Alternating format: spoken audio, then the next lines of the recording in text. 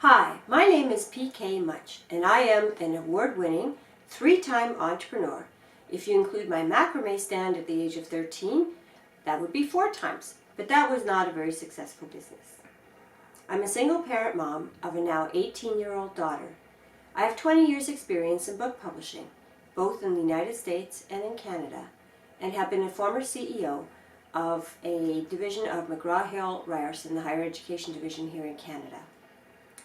I am a professionally trained street journalist. Now, I, along with many others, am fighting for a gender-just, economically fair, and environmentally healthy world. The way I and my team are contributing to this effort is by publishing LiisBeth, a magazine that is the first 100% feminist business magazine for entrepreneurs and innovators. At present, we have over 20,000 readers through our various channels.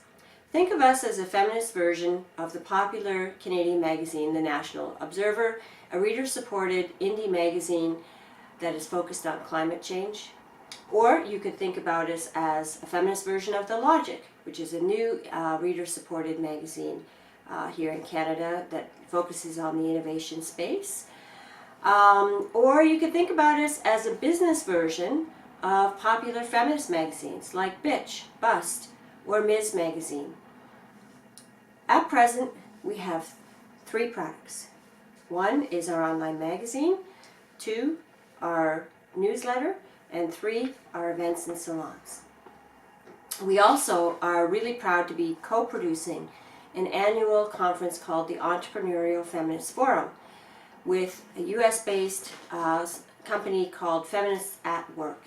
Last year we had over 160 attendees, and it was held in Toronto at the Daniel Spectrum Centre with many sponsors including BDC, Canadian Film Development Corporation, Idea Boost Accelerator, and the City of Toronto.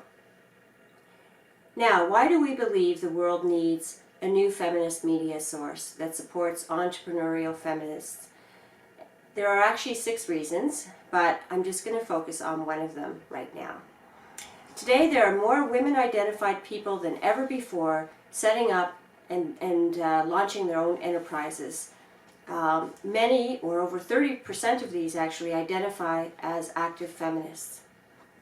Many of them are between the ages of 25 and 40. And these marginalized entrepreneurs are not afraid of the word feminist. They place gender equality and social justice at the center of their venture-creating work. They are poised to lead and demonstrate alternative forms of capital flows, more authentic ways of being, and how to thrive in an increasingly precarious political environment and economy racked by climate change. They are also getting increasingly political, which is not surprising as feminists, and asking policymakers to stop searchlighting only for startups capable of generating outsized wealth for outside investors over those types of business who more widely distribute wealth and generate safe, resilient, healthy communities.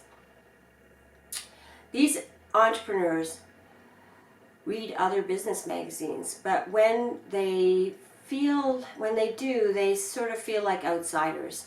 The values promoted by these outlets don't speak to feminists in business.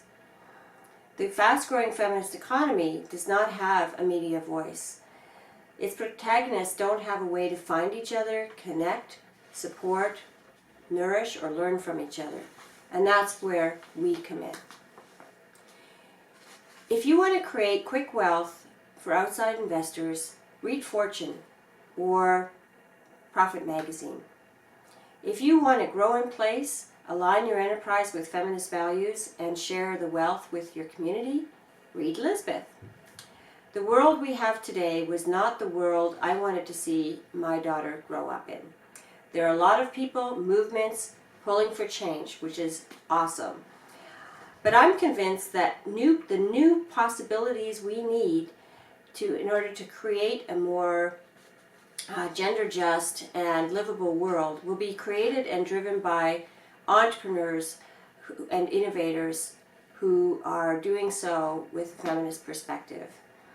We believe LiisBeth can become one of Canada's best exports, and more importantly, a leader in helping us find more effective ways to create an inclusive, gender-just world. But we need your help to get there. You can start by just becoming a reader, or better yet, a paying subscriber. And you can find my team and myself, plus our 30 plus contributors at www.liisbeth.com. Thank you for this opportunity to pitch to the Tease competition, and thank you. Namaste.